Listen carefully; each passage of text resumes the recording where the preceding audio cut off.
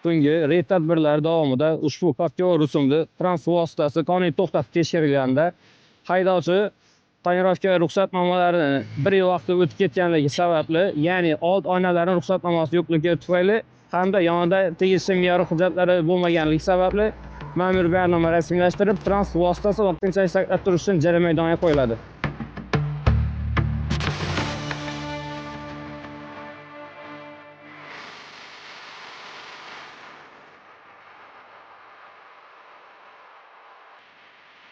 Tungi xizmatimiz davomida ushbu transport vositasi to'xtatib tekshirilganda haydovchimiz spirtli ichimlik iste'mol qilib, mast holda transport boshqarganligi aniqlandi. Ushbu holat bo'yicha Ma'muriy javobgarlik to'g'risidagi kodeksning 131-moddasi bilan ma'muriy bayonnoma rasmiylashtirilib, transport vositamiz hozirda jarima maydoniga qo'yiladi.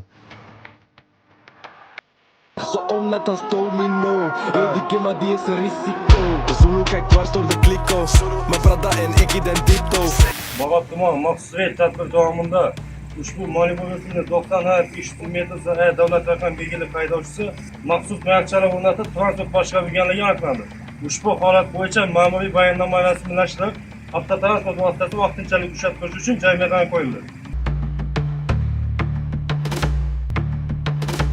Qazaras tumani Pichatchi qishlog'i ichki yo'lida ushbu transport vositasining haydovchisi spirtli ichimlik ichib, mast holatda boshqarganligi aniqlanib, belgilangan tartibda ma'muriy bayonnoma rasmiylashtirildi.